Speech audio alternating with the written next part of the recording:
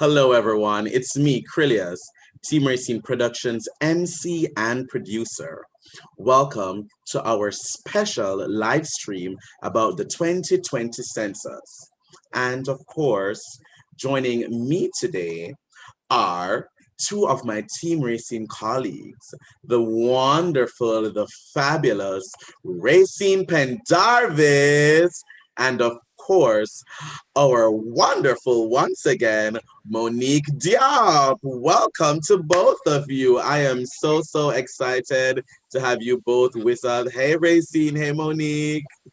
Hey, hello, good afternoon. Greetings and salutations to everyone. Yes, I'm so glad to have you joining us today. Now, let us bring on our first guest that we will be having this afternoon, and that is the Director of the Mayor's Office of LGBTQ Affairs, Sheila Alexander-Reid. Welcoming to our live with Team Rayceen on YouTube, Sheila Alexander-Reid. How are you? I'm Hey, well. Sheila. Thank you for having me. Of Hello. course. Yes, we haven't seen you in ages. I know. I've been on the. Yes, I remember the last time we saw Sheila was when Rayceen was on WSA 9, I believe, when you Oh, received that's that. right. Yes, that was Yes. the last time when you Yeah. received that special The mayoral birthday. proclamation. Because she's so fabulous. Of course. Now, Sheila, I know you have a video that you'd like our viewers to see, correct? Sure. Yes, I do. I'm really honored to be here. Of course, Rayceen and I go back to, I was Sheila Reid and Rayceen was Rayceen Pendarvis. Yes, Now honey. Rayceen doesn't even need a last name. Just Rayceen, like Cher.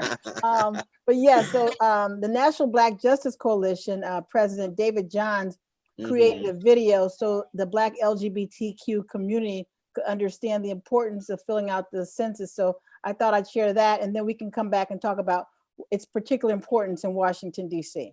Sounds good. Here's the video.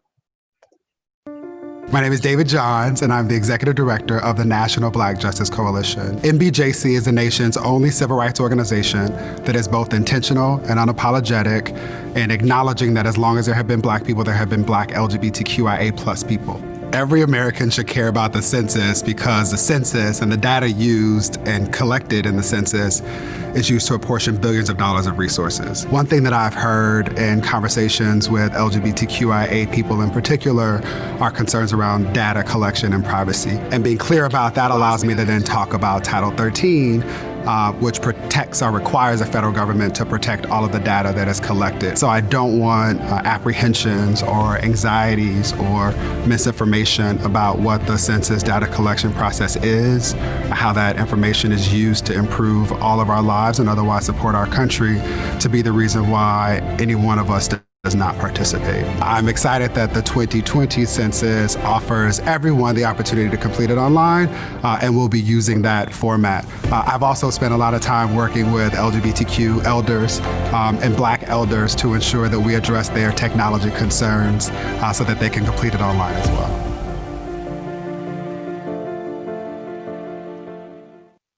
Thank you so much. And while I bring on our other two guests, Sheila, tell us a little bit about that video.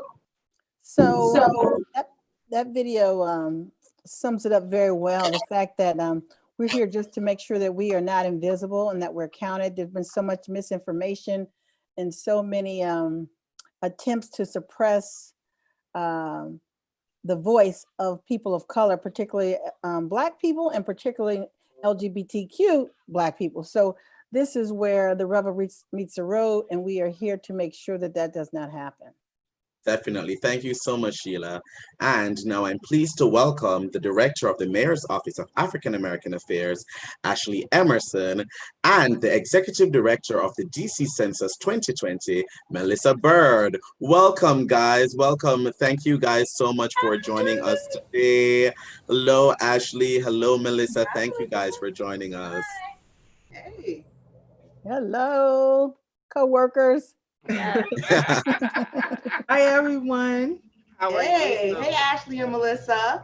Good to see you all. Now tell us some more about this initiative, especially, getting people counted and how they're able to do that. Sure. So let me just say two quick things. LGBTQ people are undercounted because they're overrepresented in communities of color, disability, immigrants, and people living below the poverty level.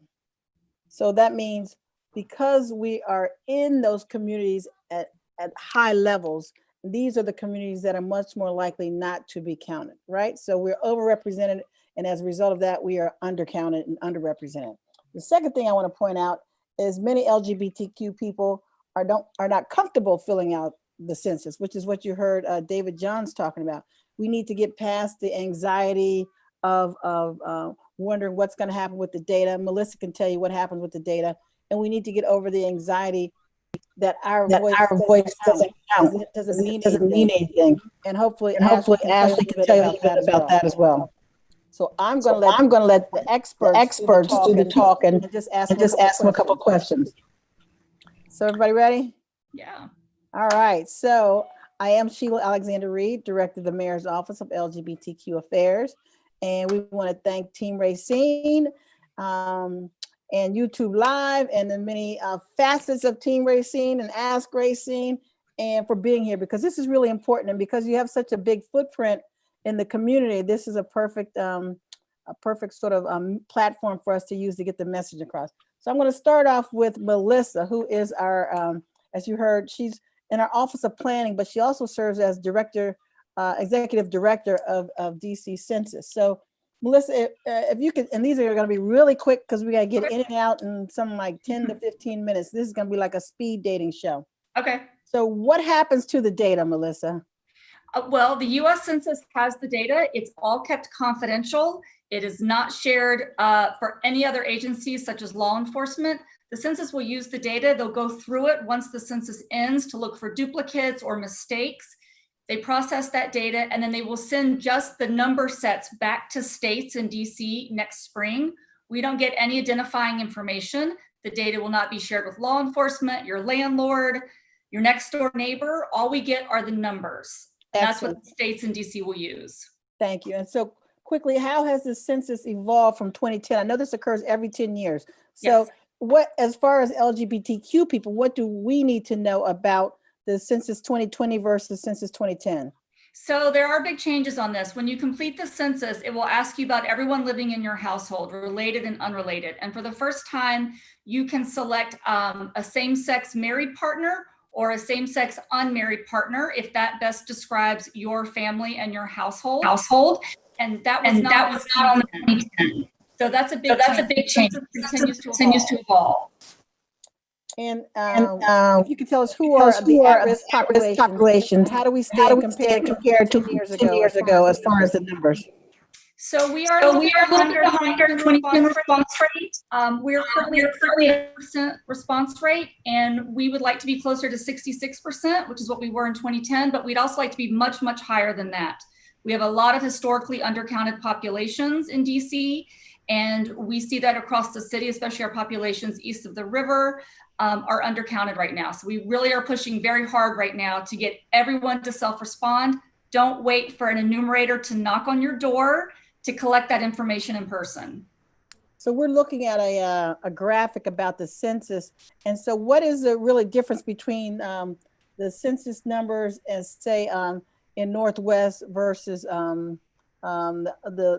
less, let's say the east of the river numbers, if you will? So our more current map will show there's about a 25% difference. Wow. Up in the Northwest, areas of Ward 3 are closer to 72%. Areas east of the river are 48 to about 52% right now. So it's about a 25% gap in the city. And so our efforts have really, really focused on reaching historically undercounted communities. And if we don't fill that gap, what is the consequence? Well, immediately it's financial. DC gets about $6 billion, that's billion, every year through federal entitlement programs that are based on population data.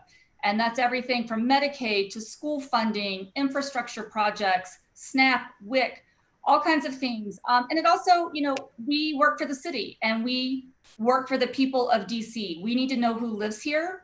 And the census across the country is intended to be a snapshot of America. And it should look like America, you know? So when you get counted, you show what America looks like, and that makes a difference. And the census continues to evolve every 10 years to reflect those changes. Okay, and so a lot of people think that they shouldn't bother with the census because it doesn't ask about your LGBTQIA identity. So why should they bother?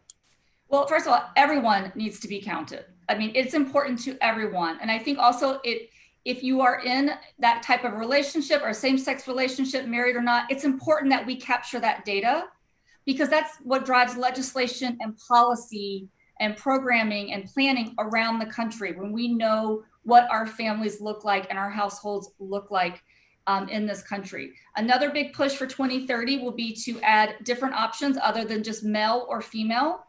Right now, those are the only two options. And there is a big push to add non-binary or additional ways for people to identify themselves. So it takes a long time for the census to evolve, but it does evolve.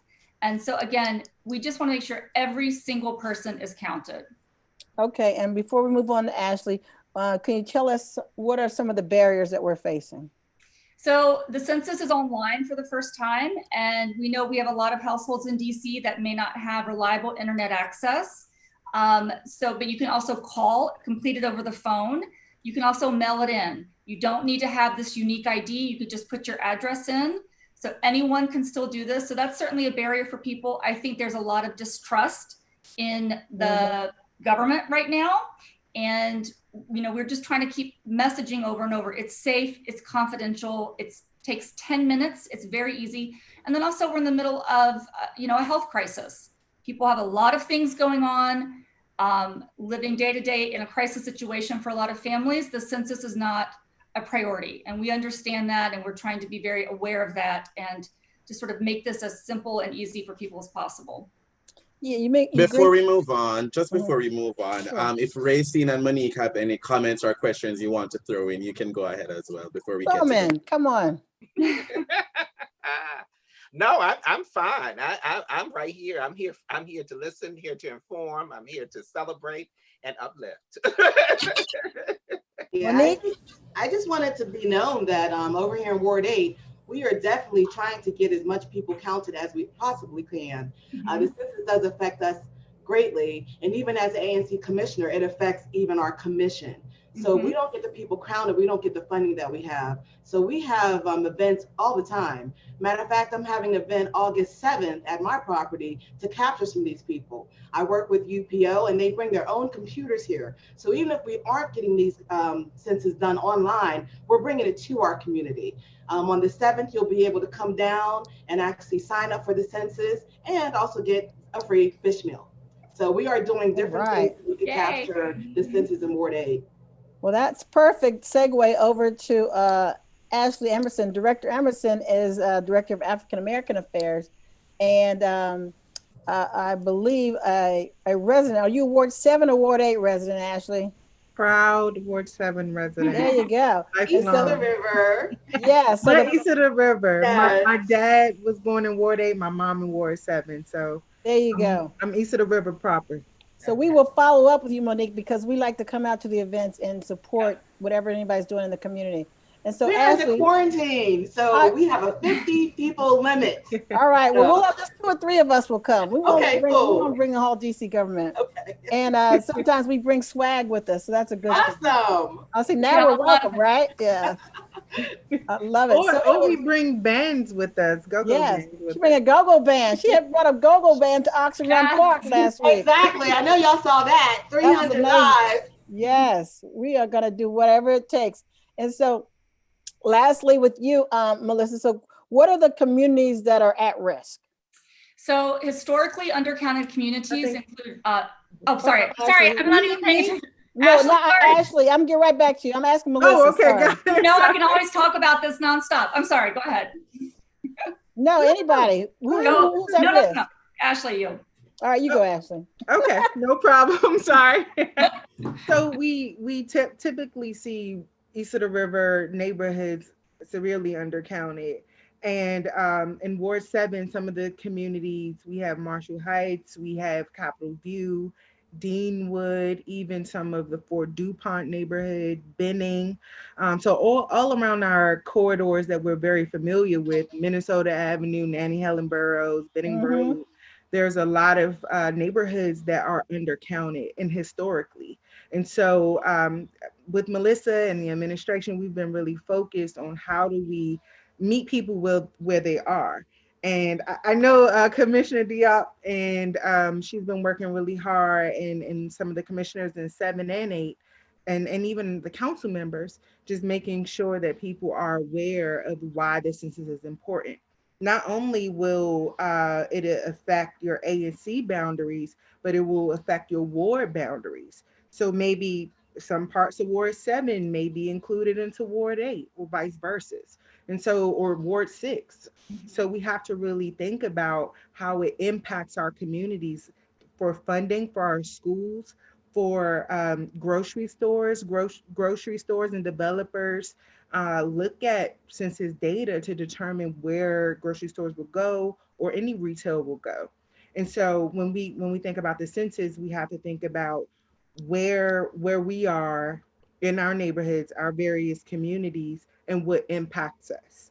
And so in Ward 8, you know, we have Bellevue communities, the Congress Heights community, Yes. Anacostia, Washington Heights, all over. You saw the map, and the disparities show, you know, if we look at Ward 3 versus Ward 8, like you said, there's a 25% difference. And that shouldn't be the case, because I believe we have the power, especially with the census, to count ourselves. We should never mute ourselves when we have an opportunity to spend I will challenge anybody. It took me 5 minutes to complete the census.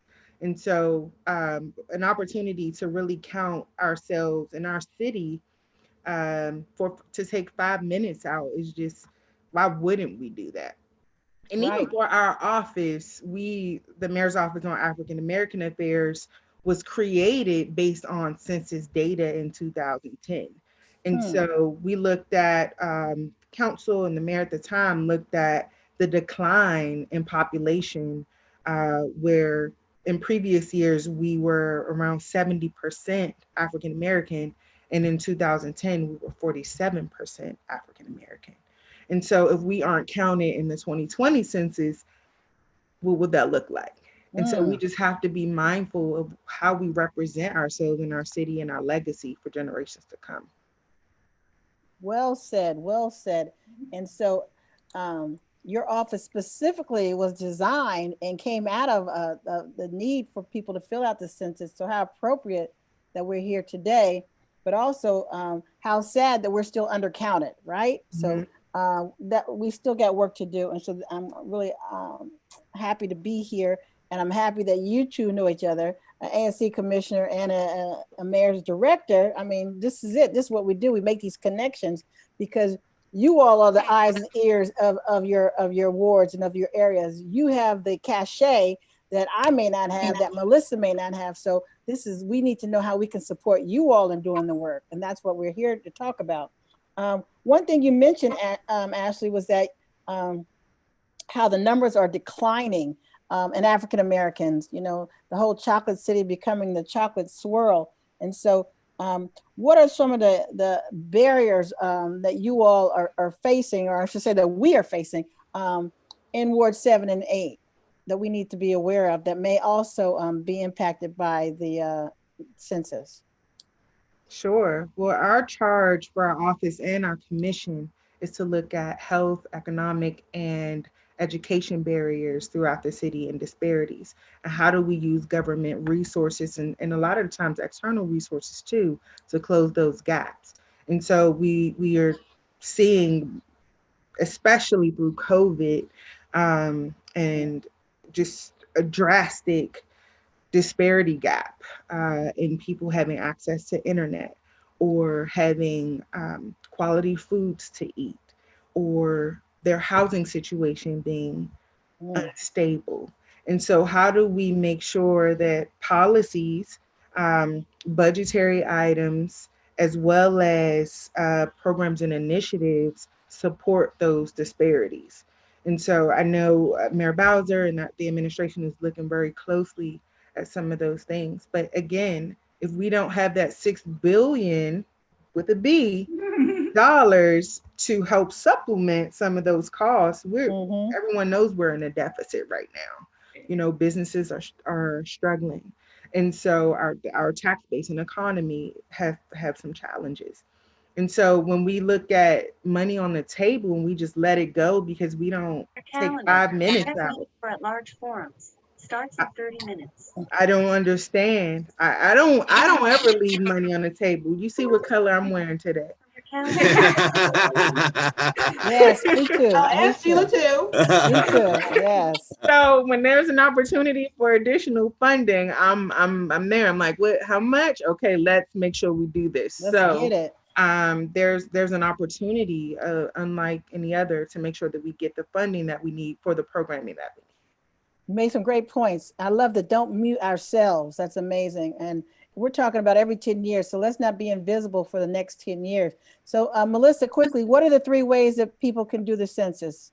You can go right now, well, as soon as you're done watching the show, 2020census.gov, and you can do it online. Just put your address in, and you can do that in 13 different languages. You can call and do it over the phone.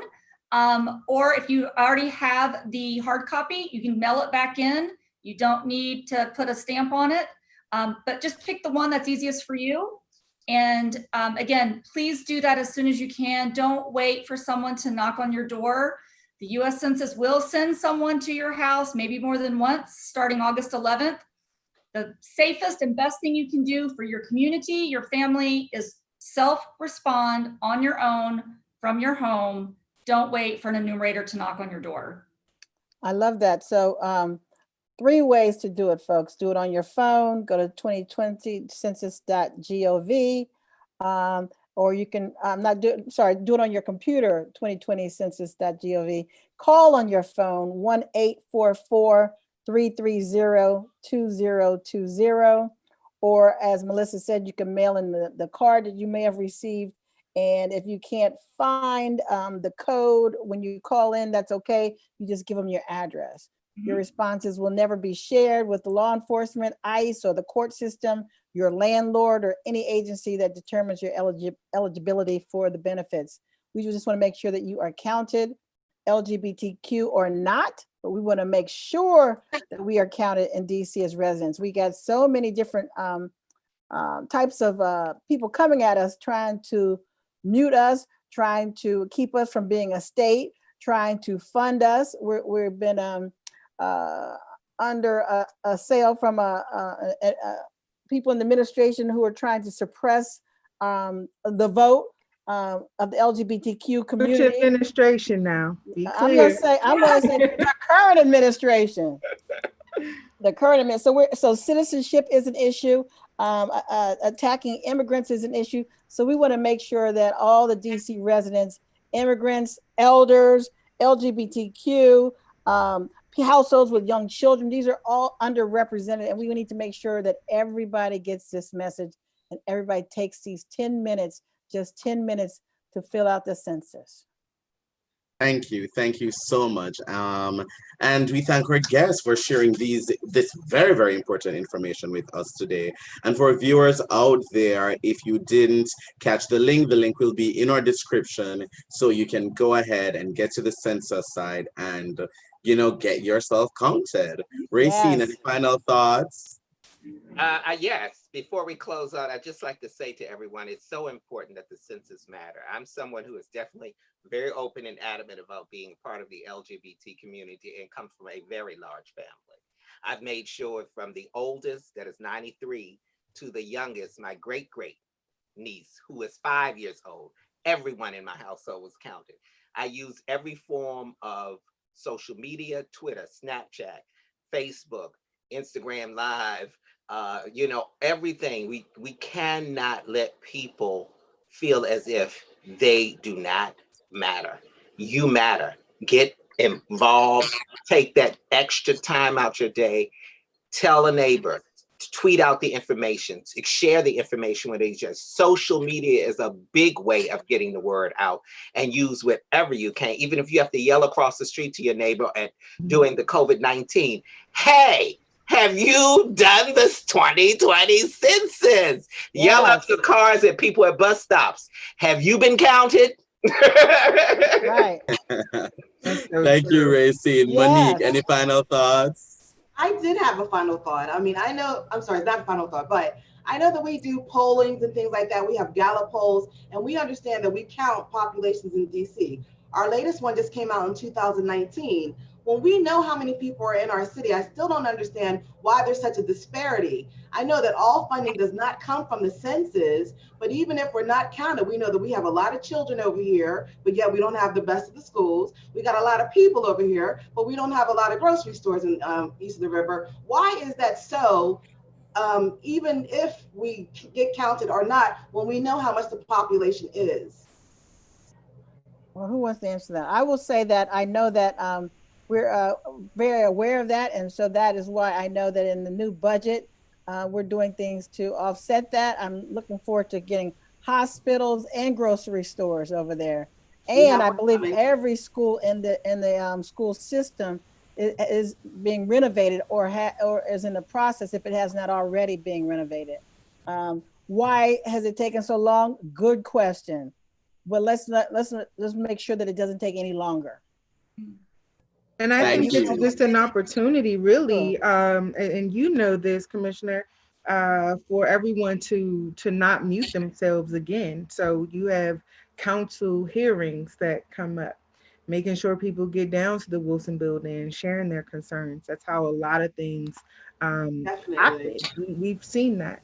But the administration and our administration, the mayor's administration, Mayor Bowser, we've been really committed on making sure we close some of those gaps. The St. Elizabeth's Hospital is absolutely one of the largest projects and going to be very beneficial to residents, not only in Ward 8, but Ward 7 and all over. We see Skyland, the new Lidl that's coming.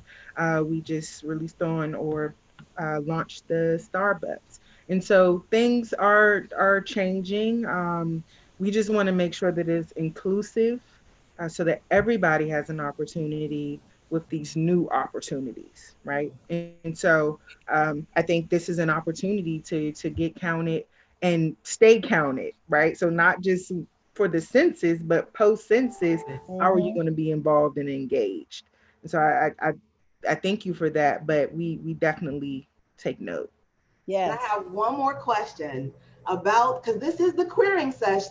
Yes, queering about the census. LGBTQ. I want to know, when I took the census for myself, I'm a single person that lives by myself. They didn't ask explicitly about my, if I was in a relationship with somebody else. And then, so if I was a person who's just doing the census as a single person, how would I get counted as an LGBTQ person? So right now, that's not an option. Okay. You're just being counted as just a single person in your household. The only way to identify right now is if you have are in some kind of like a roommate or relationship, because it's asking you about your relationship to other people in your household. Mm-hmm. But again, it takes decades for change to happen on the census. I do think that there is a big push to allow more ways for people to identify either individually or within their households. And I think we will see those changes perhaps in 2030. I do think we will see those changes coming. And I just wanted to really quickly mention, at one point, African Americans weren't even counted as whole people, right? Yeah. And so we thank God, can I say God on here? We moved from that, but that was a reality at one point. And nobody would have ever thought different. They would have been like, what? African Americans aren't people. And so with that, we can see the changes and we can root for those changes and advocate for those changes. And I would dare say Definitely. that there's some people who are trying to take us back to those days. All the more reason to be counted. Yes, Yes. absolutely, absolutely. Listen, thank you guys so much for joining us today. Thank you, Sheila. Thank you, Ashley. Thank you, Thank Melissa. It you. has been such a pleasure having this conversation with you guys today. And we hope everyone jumps on and get counted. Thank you so much. Thank And you. Monique, thank you, of course, for joining us today. Now, viewers, please click on the link in the video description. And if you know anyone who hasn't completed the census, click on share to email the link to this video. You can also share this video on social media. See you, everyone. Rayceen, Thank you. take us out. Bye. Thank you all for watching. Bye, everyone. And remember, Good the day. link is in the description. Bye, Monique. Bye. See you, Rayceen.